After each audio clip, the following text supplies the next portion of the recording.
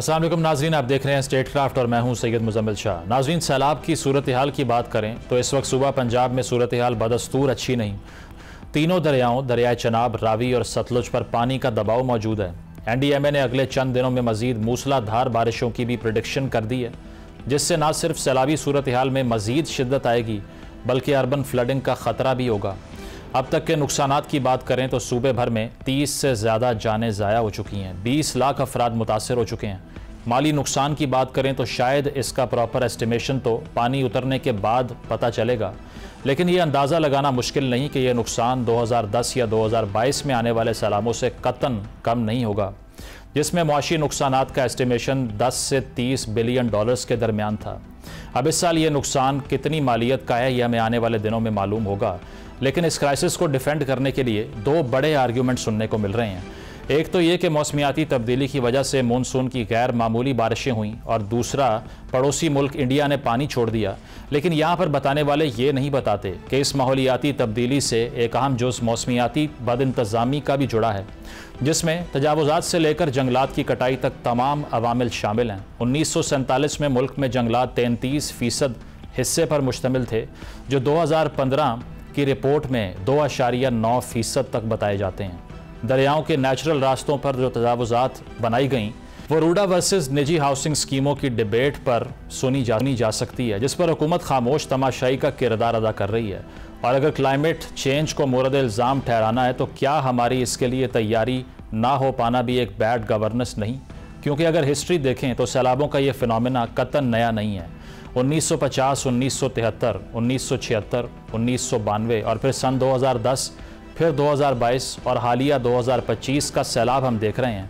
एक मुख्तसर वक्फे के बाद इसी सूरत हाल का सामना करना पड़ता है और शायद आगे भी करना पड़े, जिसमें क्लाइमेट चेंज आर्ग्यूमेंट सिर्फ कागज़ों की हद तक रह जाएगा, लेकिन प्रैक्टिकली नुकसानात होते रहेंगे। अब इस तमाम सूरत हाल में क्या इक़दामात करना होंगे? इन तमाम मसाइल से एक और बड़ा इशू जो जुड़ा है वो ये कि देहात बह गए हैं, फसलों का नुकसान हुआ है। क्या ये मामलात इन्फ्लेशन या फूड क्राइसिस की तरफ जाते दिखाई दे रहे हैं? इन तमाम मौज़ूआत पर गुफ्तगू का आगाज़ करते हैं। खालिद हुसैन बाट साहब हमारे साथ मौजूद हैं, मरकज़ी चेयरमैन हैं पाकिस्तान किसान इत्तेहाद के। नसीर मेमन साहब ज्वाइन कर रहे हैं, आप माहिर हैं अभी अमूर के। और डॉक्टर अमार अली जान हमारे साथ मौजूद हैं, समाजी कारकुन हैं, पॉलिटिशियन हैं। आप तीनों का बहुत बहुत शुक्रिया। नसीर साहब, आपसे आगाज़ करूँगा। इतने बड़े पैमाने पर सैलाब से जो डेवस्टेशन हम देख रहे हैं, गालिबन 2022 के बाद एक और बड़ा एपिसोड इसको कहा जा सकता है।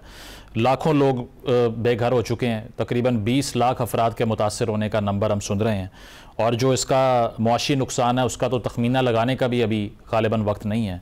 क्या लगता है आपको कि ये अनप्रेसिडेंटेड है, इतने बड़े नंबर में बारिशों का होना, और साथ भारत की तरफ से जो सैलाबी रेला आता है उसकी मैनेजमेंट दरअसल मौसमियाती तब्दीली इशू है या हमारी मिस मैनेजमेंट इशू है? बहुत शुक्रिया जी। अनप्रेसिडेंटेड तो खैर मैं नहीं कह सकता, इन वे के ठीक है चनाब इस मरतबा 10 लाख को क्रॉस कर गया, वरना 2014 में चनाब 8.25 और कुछ जगह पे तो 9.25 लाख क्यूसेक का भी तस्करा मिलता है। 92 में जेलम वो भी 9 के करीब था गालिबन। 2022 का सिंध तो 1.25 करोड़ लोग उसमें बेघर थे, वो तो खैर बहुत बड़ा हैवक था। और लेकिन एक भी बंदा पाकिस्तान का कहीं भी बेघर हो तो वो तकलीफ की बात है। पंजाब इस वक्त एक तकलीफ से गुजर रहा है, हम उसका एहसास है कि ये गरीब लोग हैं जिन हालात में वो कैंपों में और दरबदर हैं, बहुत ही अजियतनाक सूरत हाल है। जहां तक ताल्लुक है कि इसके वजूहात क्या बनी, बहुत सारी वजूहात हैं। लोग कुदरती आफत कहते हैं, मैं जरा मोहतात होता हूं, मैं कहता हूं ये इंसानी आफतें हैं। कुदरत की तरफ से हैजर्ड है। या तो होता कि ये इतनी बारिशें पहले हमारी हिस्ट्री में ना आई हुई होती तो मैं कहता कि ये कोई खौफनाक नई चीज आज पैदा हो गई है। आप जितने भी बहाव हैं उनकी हिस्ट्री देख ले, आपको 76 में भी ये फ्लड मिलता है 9.25 लाख 9 के करीब, 73 में भी मिलता है। तो we have a history of floods. Chenab मैदानी इलाकों में हमेशा इस तरह फैलता रहा है। इसी तरह इंडस है, इंडस 73, 76, 94 या 96 पर उसमें भी आपको ये 10 लाख क्यूसेक के फ्लोज मिलते हैं।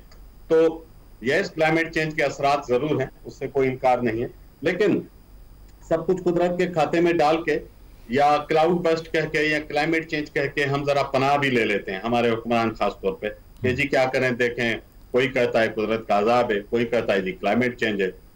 मुख्तलिफ बातें होती हैं, लेकिन बीच में कोई नहीं कहता कि हमने इस मुल्क को चलाया किस तरह है आज जिसका हम खमियाजा भुगत रहे हैं। बारिशें हैं, शदीद हैं, और ये इंडिया की तरफ से जो पानी आया है, सच्ची बात है कि इंडिया में भी तबाही करके आया है। वहां भी मराला डैम के 4 गेट्स उड़ चुके हैं जब वो रंजीत सागर डैम से पानी नीचे गिरा है। हिमाचल प्रदेश, इंडियन पंजाब, हरियाणा, जम्मू कश्मीर, वहां पे बड़ी तबाही हुई है। तो जो सूरत हाल है वो पानी जाहिर है कि इंटरकनेक्टेड रिवर्स हैं, वहां से पानी पलटेगा तो इधर ही आएगा, और यहाँ से जाएगा तो नीचे सिंध की तरफ जाएगा, तो इसको कोई इस तरह रोक नहीं सकता। अब सवाल यह है कि ये जैसे कहा कि ये एक हैजर्ड था, उसको डिजास्टर में हम इंसान बदलते हैं। मैं 2-4 मिनट में खुलासा दे देता हूँ इस महीने में हमारे साथ क्या हुआ। वैसे अप्रैल में याद रखिएगा कि तरबिला और मंगला डेड लेवल पे भी थे इसी मुल्क के। अप्रैल में आया था एक हिदायतनामा कि सिर्फ पीने का पानी नीचे नहरों में छोड़े, पानी नहीं है, ये इसी मुल्क की बात है। जुलाई की 7 या 8 तारीख है, चिलास 48.5 डिग्री पे था जुलाई पे। इतनी एक्सेसिव हीट हुई है, पूरी हीट वेव चली है। जुलाई के आखिर में मानसून शुरू होता है, कुछ पहले पंजाब में वाकयात होते हैं, और उसके बाद अगस्त के 1st-2nd वीक में जो ज्यादातर तबाही वो हम गिलगित और हुंजा की तरफ देखते हैं। 2nd वीक में आके हम बुनेर और सवात में देखते हैं, और ये हम आखिरी हफ्ते में आके बदकिस्मती से पंजाब में देखते हैं, और अभी देखना है कि सिंध में क्या होता है। कुछ अवामिल बहुत कॉमन है, और वो क्या है जिसपे मैं गुजारिश करूंगा कि तवज्जो अगर हम उन पे भी दें। हमारा एक बड़ा मसला हमारी आबादी की ग्रोथ है। जाहिर है पाकिस्तान बना तो ये आज का पाकिस्तान 3.25 करोड़ का था, आज 25 करोड़ का है। ये इंसान जब समाज में आएंगे, इनको घर चाहिए, इनको कहीं छत चाहिए, कहीं ना कहीं गरीब या अमीर जो भी है उसको जगह चाहिए। गिलगित बल्तिस्तान का डेटा देख लें, केपी के सवात और बुनेर का डेटा देख लें, किसी और जगह का देख लें, ये 98 से 2023 के पॉपुलेशन में आपको लगभग दुगने नजर आए। और गिलगित बल्तिस्तान के इलाके तो वह हैं जहां पहाड़ी इलाके जमीन भी नहीं है। फिर जिस तरह का टूरिज्म हम करते हैं, वो आपने देखा कि अस्तोर और चलास में लोग एक हफ्ता वहां पर मसूर थे, वार्निंग्स के बावजूद वहां पर पहुंचे हुए थे। तो बहुत सारे अवामिल हैं कि हमने नदी नालों के ऊपर जितनी आबादी वहां पे बन गई है, यही नदी नाले बहते थे। आप गिलगित में किसी से पूछ लें, इसी तरह पत्थर नीचे आते थे। ये नहीं है कि पहली मर्तबा हो रहा है। हाँ, अब हमारे पास टीवी है, हमारे पास कैमराज हैं, हमारे पास सोशल मीडिया है, हम हर चीज दिखाते हैं तो लगता है कि अच्छा ये तो कोई आफत आज पैदा हुई है। नहीं जनाब, ये सब कुछ पहले क्लाइमेट चेंज मुख्तलिफ क्षेत्रों में रहा है। अब मुख्तसर करता चलूं, पंजाब में जो कुछ हुआ, सतलज, रावी और चनाब, ये बड़े अरसे से, चनाब में तो चले पानी आता रहता है, सतलज रावी को तो हम भूल गए थे ना। हमने समझा कि इंडिया ने हमसे ले लिए, तो अब वो कोई वहां पे उन्होंने स्टील का डैम बांध दिया, पानी नीचे नहीं आएगा। तो ये फितरत के बहाव के रास्ते हैं, हजारों साल में बने, वो पानी आ गया, उसने अपना रास्ता रिक्लेम किया। बिल्कुल, जहां बीच में जो खेत खलियान और जो गरीबों की बस्तियां बनी और अमीरों की सोसाइटीज बनी, मैं इन दोनों में फर्क भी करूंगा। कुछ लोग हैं जिनके पास कुछ चारा नहीं है, यहाँ तो इस मुल्क में कबर की जमीन अफोर्ड नहीं कर सकता गरीब आदमी, तो वो जाके इस जगह पे जहां उसको पांव रखने की जगह मिलती है, वो आखिर में मरता है, कैंपों में पड़ा सड़ रहा होता है। बिल्कुल। तो डिफॉरेस्टेशन एक और एलिमेंट, आधे से ज्यादा फॉरेस्ट हम गुम कर चुके, पहाड़ हमने नंगे कर दिए, जहां से पानी पहले रुक रुक के आता था, अब बड़े बहाव के साथ आता है, पत्थर तोड़ के लाता है। टॉप सॉइल ध्यान में रखिएगा, फॉरेस्ट की जो माउंटेन की टॉप सॉइल लूज सॉइल होती है, वो यंग होती है। यंग भी जियोलॉजिकली शायद कुछ 5-10 लाख साल की बात हम यंग करते हैं। वो जब दरख्त नहीं होता, वो सारे पत्थर उठा के और जो गारा है वो नीचे ले आते हैं। पूरा एक ह्यूमन डिजास्टर है जो 25-30-50 साल में अनलीश हुआ, ओवरनाइट नहीं हुआ। अब इन सारी चीजों को हमें देखना है, इससे हमें सीखना है और उसके हल ढूंढ। बिल्कुल, डिफॉरेस्टेशन का आप बिल्कुल ठीक बात कर रहे हैं। 8% तकरीबन ट्री कवर हमने पिछले 4 सालों में लूज़ किया है। खालिद साहब, ये एक और बड़ा जो डिज़ास्टर पैदा होता है इससे, जिस तरह से नसीर साहब बात कर रहे हैं, हमारी मिसमैनेजमेंट और फिर दरियाओं के रास्ते में आबादियाँ कायम कर लेना, जो बहुत बड़ा नुकसान हमेशा हुआ करता है, वो ग़ज़ाई किल्लत के हवाले से भी है। फसलों को तबाह होते हुए हमने देखा 2022 में भी, और लाखों एकड़ पर जो खड़ी फसलें थीं वो बर्बाद हुई। इस मरतबा आपके पास क्या फैक्ट्स हैं कि जो डैमेज जिसकी बात की जा रही है? आपने ये भी कहा कि ग़ज़ाई किल्लत पैदा हो सकती है, गंदम के रेट हमने देखा है कि दिनों में बहुत ऊपर जा रहे हैं इस सैलाब की वजह से ही।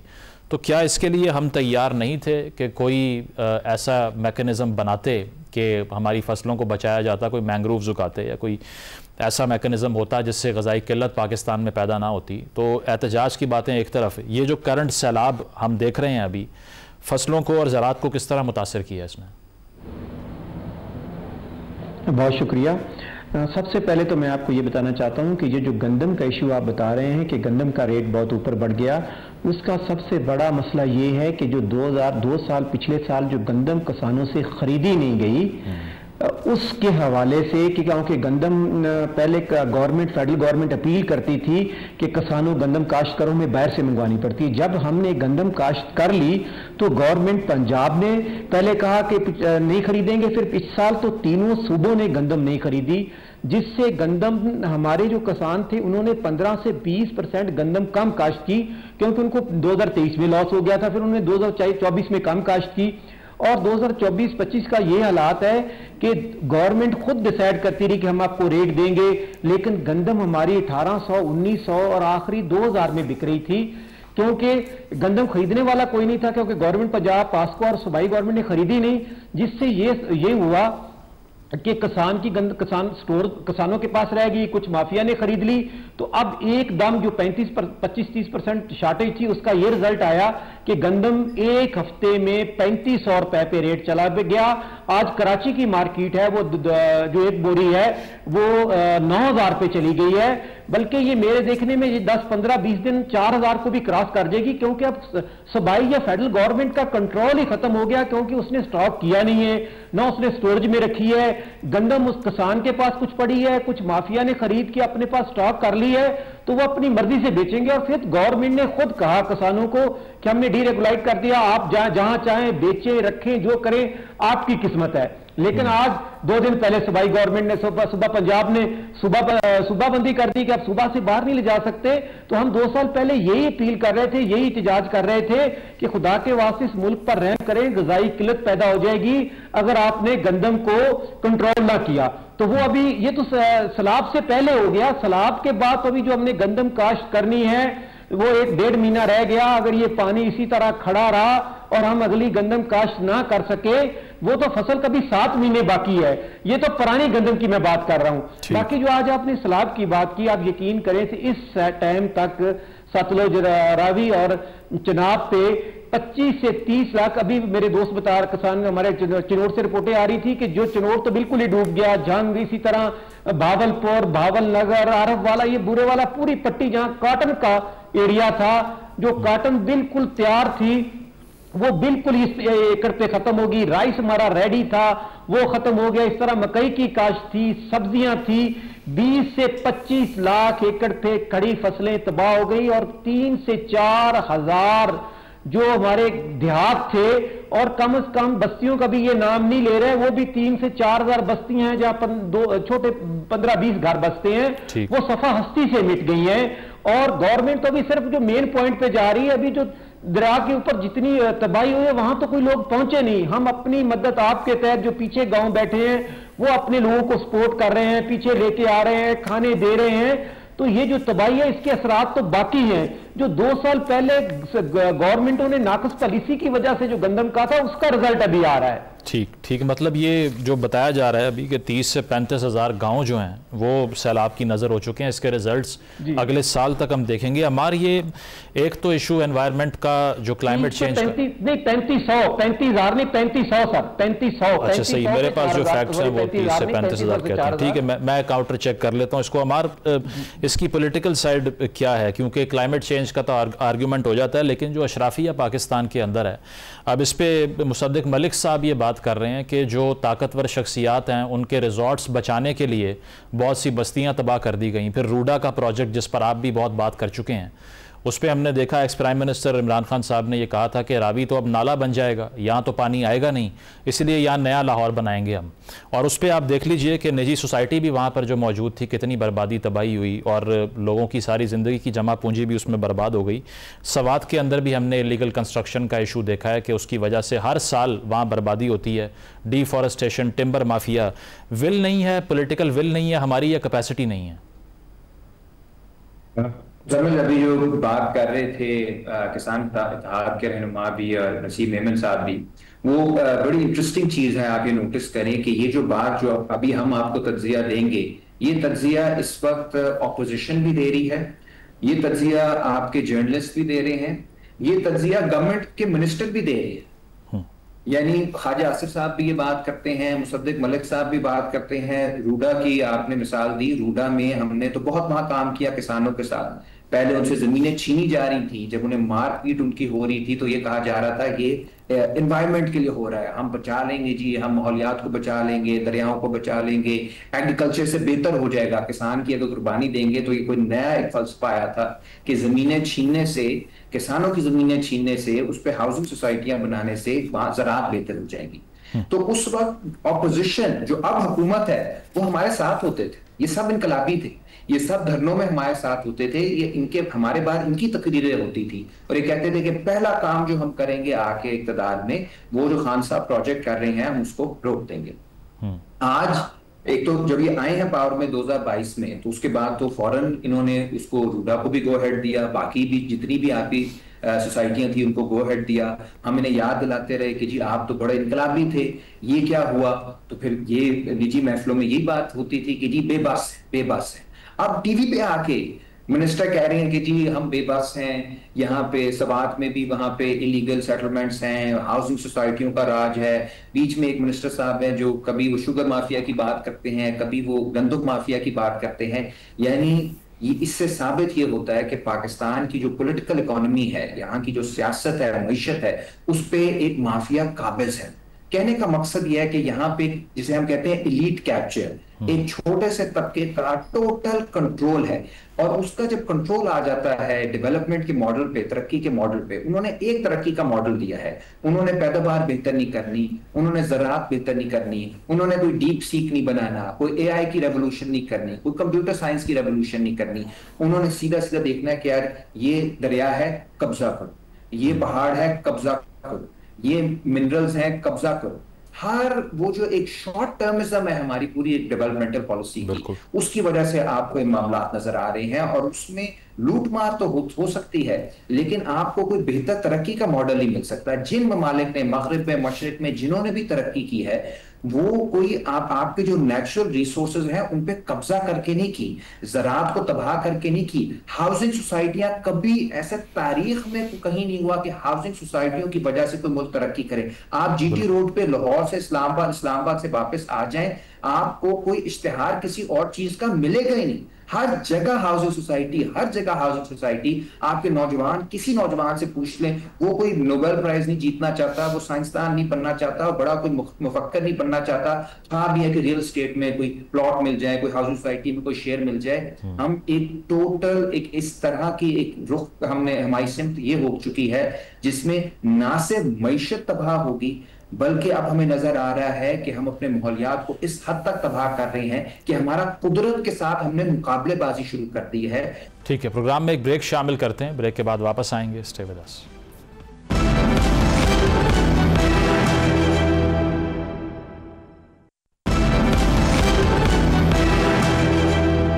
वेलकम बैक नाज़रीन। सैलाबी सूरत हाल से मुतल्लिक हमारी गुफ्तगू जारी है। उमर, जो आपने ये कहा कि हमें जो अपोजिशन थी पहले की, वो जो आज की हुकूमत है वो ये कहती है हम बेबस हैं। ख्वाजा आसिफ साहब जो कि करंट वज़ीर दिफा हैं, वो पहले ब्यूरोक्रेसी पे भी बात कर चुके हैं कि वो अरबों रुपया खाकर बाहर ले जाते हैं। अब वो ये कह रहे हैं कि हॉरिजॉन्टल डेवलपमेंट नहीं होनी चाहिए, शहरों की तोसी नहीं होनी चाहिए। तो अगर वो ये बिलीव करते हैं, मुसद्दिक मलिक साहब बिलीव करते हैं, अज़मा बुखारी साहिबा, मरीम नवाज साहिबा बिलीव करती हैं इन तमाम बातों पर, तो आपको क्या लगता है कि मसला इख्तियार का भी है कि इतना इख्तियार नहीं है कि इतने बड़े लेवल पे चेंजेस कर सकें, या फिर सिर्फ ये playing to the gallery media की कंजम्पशन के लिए बयान आता है? थोड़ा सा दूसरे वाला एलिमेंट भी है, लेकिन एक तो जाहिर है जिस तरह की मांगे तांगे की हुकूमत है, आप उनसे बेहतर जानते हैं, उसमें एक तो बात वैसे ही इख्तियार नहीं है इनके पास बहुत सारी चीजों पे। दूसरा, अब सिर्फ जो अफसोस होता है ये जब देख के इस तरह के हमारे पावरफुल, हमारे सीनियर ये गुजरा है, वो ऐसे बयान दे रहे होते हैं जैसे कोई आम कोई भी शहरी बड़ी उम्र का वो एक बयान दे रहा हो कि जी ये गलत है, करप्शन होती है मुल्क में, ब्यूरोक्रेट्स भी करप्ट हैं, जज भी करप्ट हैं, इदारे भी, हर चीज पे बोल रहे हैं। और भाई संभालना संवारना किसका काम है? ये तो ट्वीट मैं भी कर सकता हूँ, लेकिन ट्वीट कर दी, 2000 रीट्वीट्स हो गई, फिर क्या हुआ? आप मिनिस्टर किस काम के हैं? आप कैबिनेट में बहस क्या करते हैं? और अगर वाकई कैबिनेट में बहस होती है और हर कोई इस पे एग्री करता है, यानी वजीर आजम भी एग्री करते हैं, उनके जो गुजरा भी एग्री करते हैं, फिर भी कोई इस पे इम्प्लीमेंट नहीं होता, तो यार आप इस्तीफे दो, आपको हम रद्द करते हैं इस तरह की हुकूमत को, सड़क पे आओ, अवाम के साथ आओ जिन्होंने आपको वोट दिया है,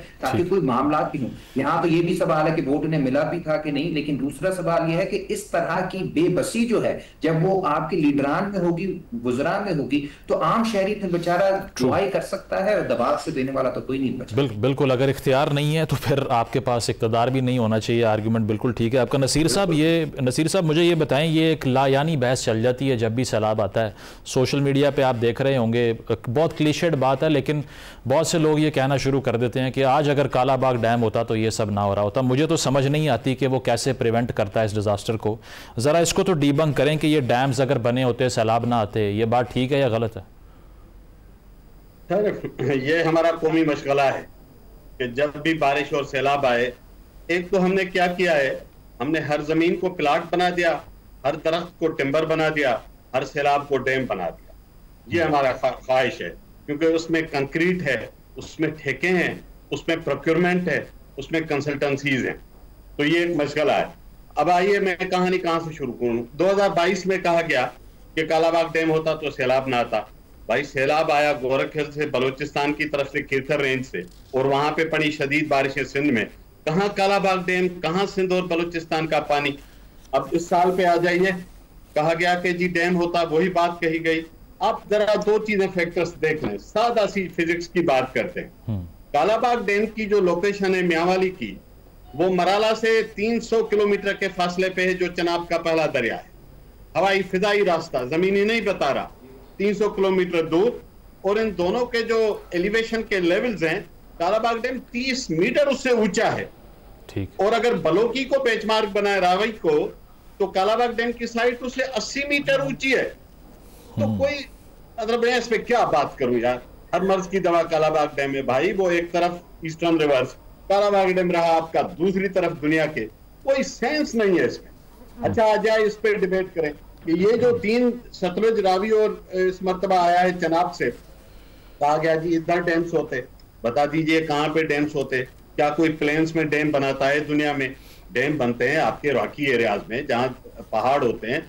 मुझे बताइए रावी और सतलुज के पूरे खित्ते में कहाँ डैम बन सकता है? चनाब के लिए कहा गया कि जी वहां पर शाह जीवड़ा और चिन्योट के पास डैम साइट्स हैं। कितनी है? 1 मिलियन एकड़ फुट के छोटे डैम की, वो भी अर्थफिल।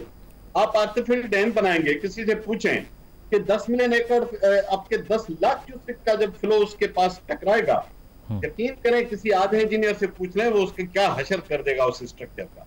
1 मिलियन क्यूसेक कोई मजाक पानी नहीं है। तरपेला डैम जब 70% 80% भर जाए तो 1 फुट से ऊपर आप उसमें पानी नहीं छोड़ सकते, उसका सेफ्टी के इश्यूज हो जाते। अभी कादराबाद का बैरेज 9 लाख क्यूसेक का फ्लो नहीं उठा रहा था, आपने ऊपर धमाका करके ब्रीच करके पानी निकाला है ताकि हमारा बैरेज बचे।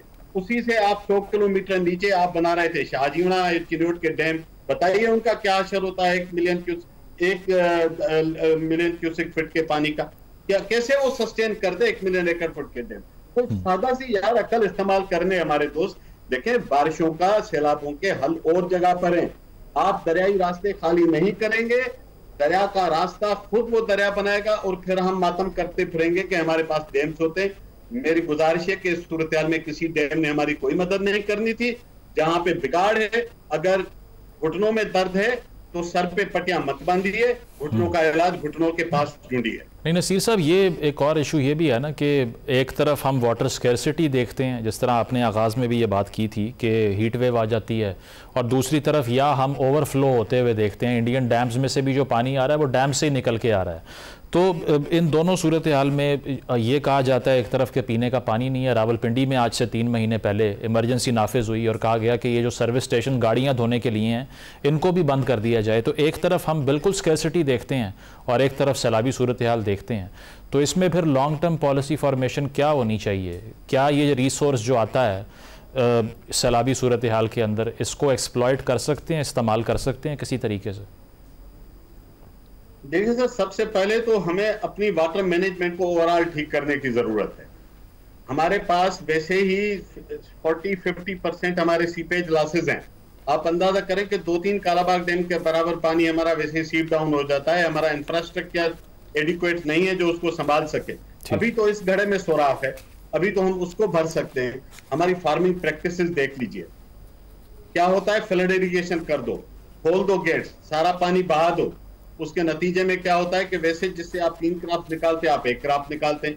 पूरे इस रीजन में हमारा पर वाटर ड्रॉप का जो क्रॉप है पर मिलियन एकड़ फीट या जिस पे भी ले लें, वो इवन इंडिया से भी नीचे।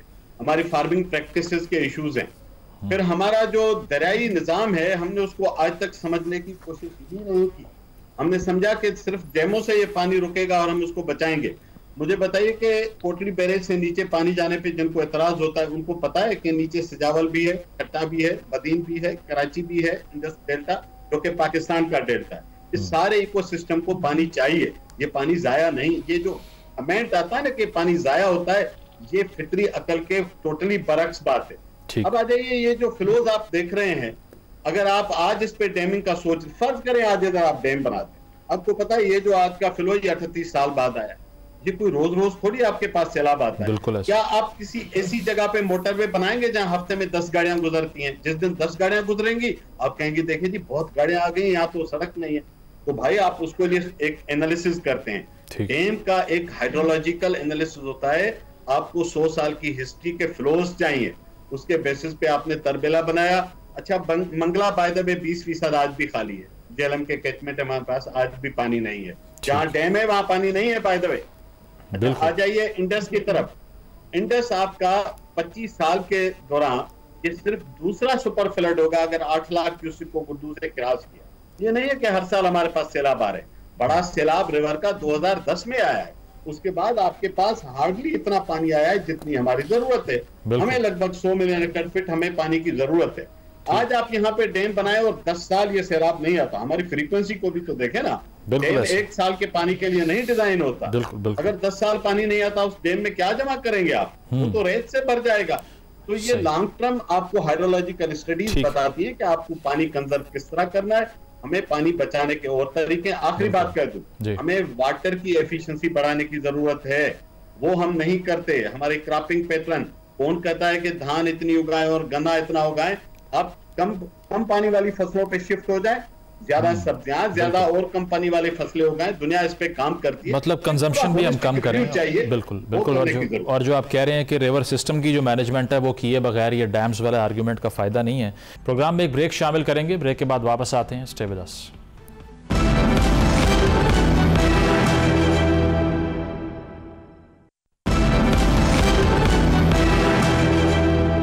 वेलकम बैक नाजरीन। सैलाबी सूरत हाल से मुतल्लिक हमारी गुफ्तगू जारी है।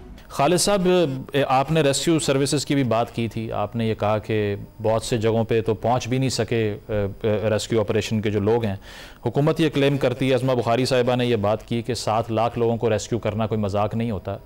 तो इस सूरत हाल में अब प्रिवेंशन कैसे हो सकती है, अगर जो बहुत सी क्रॉप्स जिनके आपने भी नाम लिए, जिसमें धान है, तिल, मकई, चारा वगैरह, या कैटल का जो नुकसान हुआ है, क्या किया जाए ऐसा कि जो किसानों की कम्युनिटी पहले ही वल्नरेबल है, क्योंकि आप खुद कह रहे हैं कि गंदम खरीदी जाती नहीं है, उसके रेट्स भी बढ़ रहे हैं, ये भी बताया जा रहा है कि अगर यही सूरत हाल चली तो 30-40 रुपए की तो रोटी हो जाएगी पाकिस्तान में। तो क्या करेंगे फिर, क्या अपील है आपकी? देखिए, एक तो जो हमारे मुल्क में एरीगेशन सिस्टम है और ख़ासकर जो मिनिस्ट्री एरीगेशन की, आप यकीन करें कि सिंध भाई बैठे हैं, पंजाब जो भी है, उस सीएम के बाद अगर किसी के पास फंड है तो एरीगेशन मिनिस्टर के पास फंड है। और आप यकीन करें कि वो फंड टोटल करप्शन की नज़र हो जाता है। मेरे भाई को मैं पिछले दिन मीरपुर में हमारे सिंध बात करके साथ एक प्रोग्राम करके आए थे, पानी बूंद बूंद के लिए तरस रहे थे। हम तो हैरान है कि 6-7 महीने जो हम तेल पे बैठे लोग हैं, भावलपुर हो गया या ये ठठा हो गया या हमारा मीरपुर खास के एरिए हैं, ऊपर बस पानी आता है, नीचे तो पानी आता ही नहीं है। पानी हमें महीने बाद एक दफा मिलता है, वो भी बड़ी मुश्किल से कि 10 दिन कैनाल में पानी आया, वो हम हमारे घरों तक पहुंचने तक खुश्क हो जाता है। तो एक तो कैनाल्स को बेहतर करना, दूसरा रोडी कैनाल है या बड़ी कैनाल्स है, उसमें लोगों ने डायरेक्ट उसमें से अपने मोगे लगाए हुए हैं जिससे डायरेक्ट पानी लगा ले रहे हैं। यानी कि इधर कोई निजाम नहीं, अपना सिस्टम है, जिसकी बादशाहत है, जो वडेरा है वो अपने सिस्टम के तहत उसको चला रहा है। और दूसरा, आप यकीन करें कि ये जो मरीम जो हमारी जो है उस्मा बुखारी साहबा कह रही है कि 7 लाख, उनको ये पता ही नहीं है कि जो गांव में, जैसे हमें पता चला कि सैलाब आ गया, हम अपने गांव छोड़ के पिछले गांव में आ गए, जब उधर आया पीछे आ गए। ये किसान अपनी मदद के तहत अपने गांव से निकल के पीछे आए हैं। कुछ एरिए हैं जहां से गवर्नमेंट ने रिलीफ दिया है, ये हो कर ही नहीं सकते कि 7 लाख लोग कहती है कि हमने जी रेस्क्यू कर लिए। वो किसानों ने अपनी मदद आपके तहत पीछे आते गए, जहां जैसे जैसे पानी बढ़ता गया वो अपने गांव छोड़ के पीछे आते गए, तो वो हम अपने जान बचा के निकले हैं। दूसरा, आप हैरान हो जाएंगे कि जो डिप्टी कमिश्नर है, डीसी जिनको कहते हैं, ये जो बैरोक्रेट्स हैं, पिछले रमजान में सीएम पंजाब साहबा ने एक प्रोग्राम दिया था कि आटा सस्ता दिया जाए। मेरा एक डीसी, मैं उसको जानता हूं, उसने आटा मकई आटे में मिला के बेची थी कि उसमें से पैसे कमा ले। अब ये पैसे हमारे डिप्टी कमिश्नर्स के पास जाएंगे, फिर वही पटवारी, फिर वो एसी, फिर 2022 का जो सलाद की तबाह हुए थे, जिन किसानों के पैसे थे वो आज तक नहीं मिले। तो ये तो सिर्फ अभी हम किसी पे अभी नहीं करते, मुश्किल हालात है, गवर्नमेंट जितना कर रही है ठीक कर रही है, लेकिन जब तक मुल्क में इमरजेंसी ज़राअत पे डिक्लेयर प्राइम मिनिस्टर या चारों सूबों नहीं कर देते, क्योंकि मेरा मुल्क 70% इस ज़राअत पे चलता है। और हमारा पड़ोस मुल्क आप देखें, उधर खाद मिल रही है 1200 की, मुझे मिल रही है 5000 की, डीएपी 2300 की, मुझे मिल रही है 16000 की।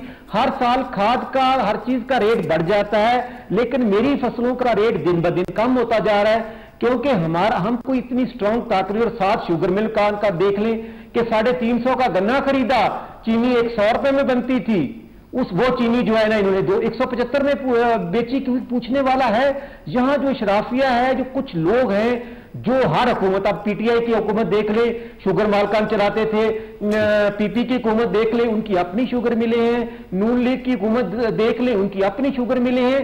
तो ये ऐसा जुल्म है कि मैं हैरान हूं कि अगर इस मुल्क ने तरक्की करनी, ना आपको इंडस्ट्री अब तरक्की दे सकती है, सिर्फ एक ज़राअत थी जिसपे आप चावल राइस बार भेज रहे थे, आम किन्नू, एक सिर्फ यही तो बचा था। बाकी तो हम 3 अरब डॉलर की तो कॉटन बाहर से मंगवा रहे हैं, 2 अरब की दालें मंगवा रहे हैं, और जिस तरह भी गंदम शॉर्टेज है 15-20 लाख मैट्रिक टन गंदम मंगवाएंगे।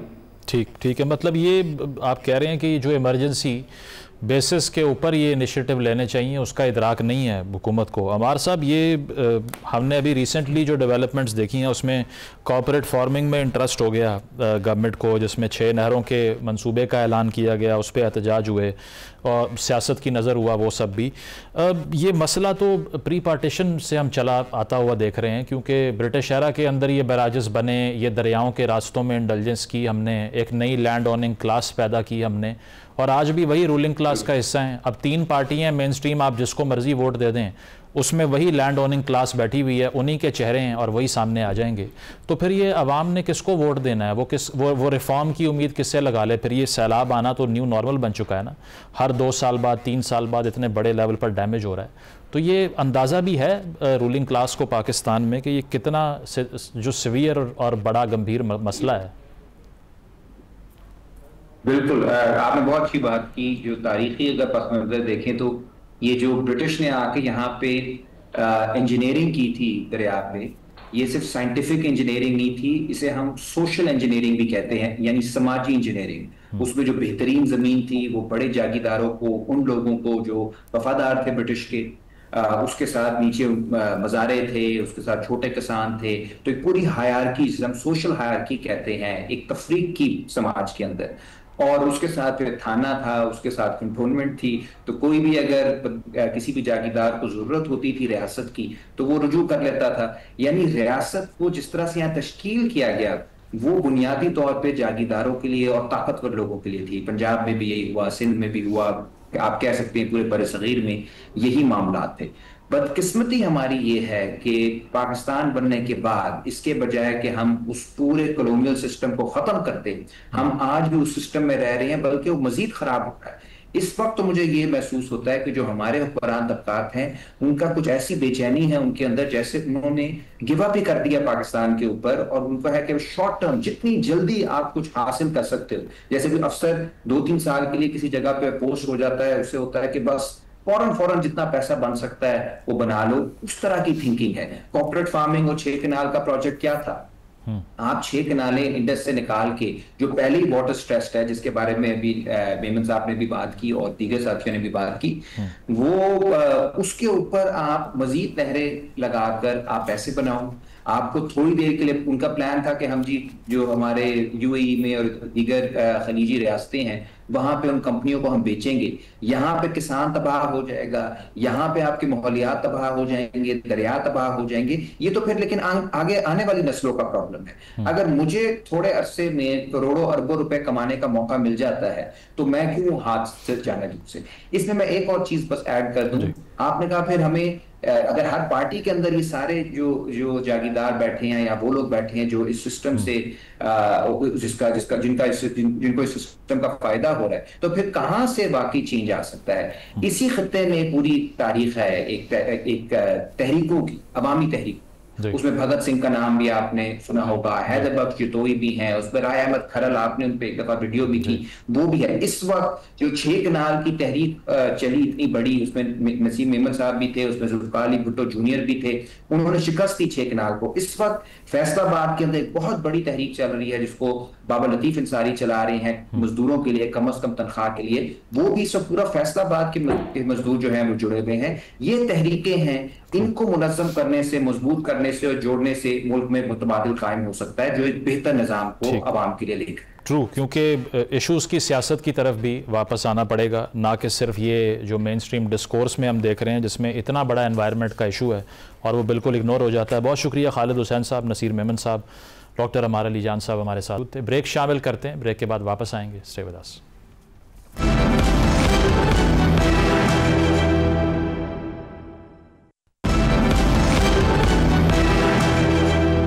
नाज़रीन, प्रोग्राम आपने मुलाहिज़ा किया, फीडबैक ज़रूर दीजिएगा। इजाज़त दीजिए, अल्लाह हाफ़िज़।